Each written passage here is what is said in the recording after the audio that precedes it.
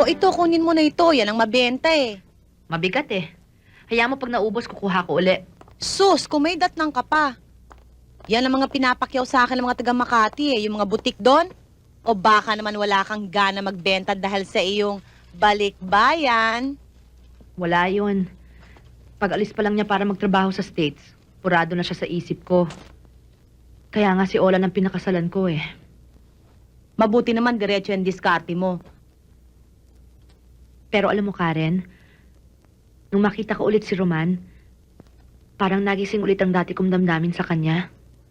Utang na loob, Sandra, ha? Tama na yung nahe-headline sa dyaryo yung babaeng pinatay ng asawa. Kasal na kayo ni Olan, wala ka ng karapatan. Alam ko. Pero nung makwentuhan ako ni Roman na okay daw ang negosyo nila sa Oakland at saka malaki daw ang bahay niya sa San Francisco, naisip ko ano kaya kung siya ang pinakasalan ko. Well, sorry too late for dreaming na ang beauty mo. Si Olan ang pinili mo, diyan ka na lang mag-buy and sell ka. Pero paano kung di magkaroon ng permanenteng trabaho si Olan? Paano kung tatlo na kami? Pakiulit nga. Buntis ako. Hindi ko lang masabi sa asawa ko dahil magagalit yon. Eh, anong kinagagalit niya? Kundi ba naman mangyayari ba yun na mag-isa ka? Kasi ang gusto niya mag-ingat muna kami hanggat hindi pa kami nakakaipon eh. Eh, kaya nga, ayan pala, may bago ka na naman problema. Please lang ha, iwasan mo na si Roman. Mamaya, problema na sa pera, problema pa sa asawang seloso. Naku!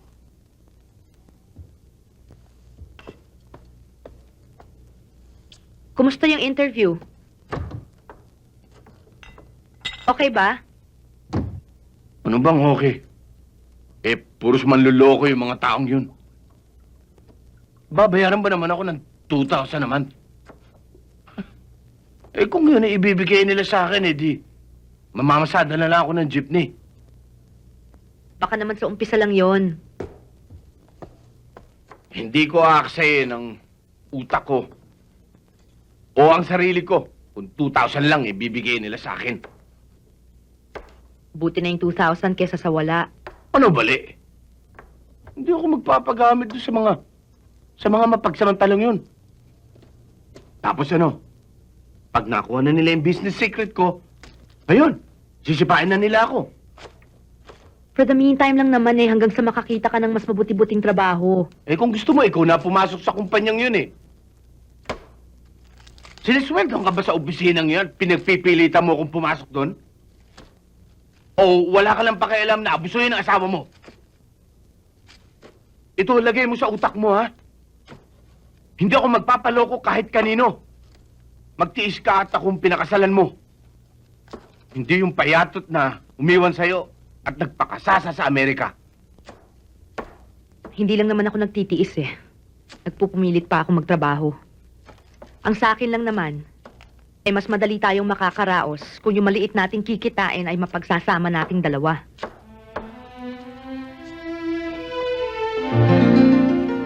Nagkausap na ho kami ni Sandra. At nakita mo ang miserable niyang buhay. Nagpakasal pala sila 3 years ago. 17 pa lang si Sandra. Menor de edad. Pumirma ba kayo ng pagsang-ayon? Ni hindi kami dumalo. Kung ganon, walang bisa ang kanilang kasal. Tama.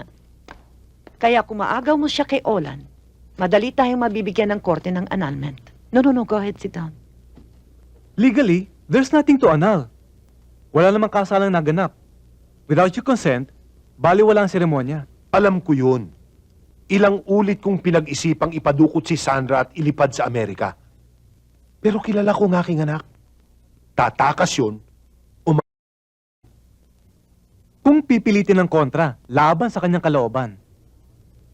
Pero kung liligawan ko siya ulit at makukumbinsi kong ako ang tamang lalaki para sa kanya at hindi dito ang buhay niya kundi sa Amerika. Exactly. Total, wala naman bisang kanilang kasal. Para pa rin dalagang aking anak. Roman, tatanawin namin malaking utang na loob. Slow down, Sylvia. Slow down. Baka kasalanan yung gagawin mo. Ang huwes ang may kasalanan. Siyang dapat ihabla. Dahil nagkasal siya ng ilegal. Alam mo ba yung gagawin mo? Nagpatanda ang anak mo. Ipinalabas niya na 21 na siya. Ngayon, pag nagreklamo ka, ang maiipit si Sandra for falsification of public documents. Kaya nga hindi na tayo kumibo eh. Pero kung ganyan naman na bumalik si Roman, na umiibig pa rin sa ating anak, at nakahandang kalimutan na nakipag-living si Sandra kay Olan, eh bakit naman natin siya pipigilan?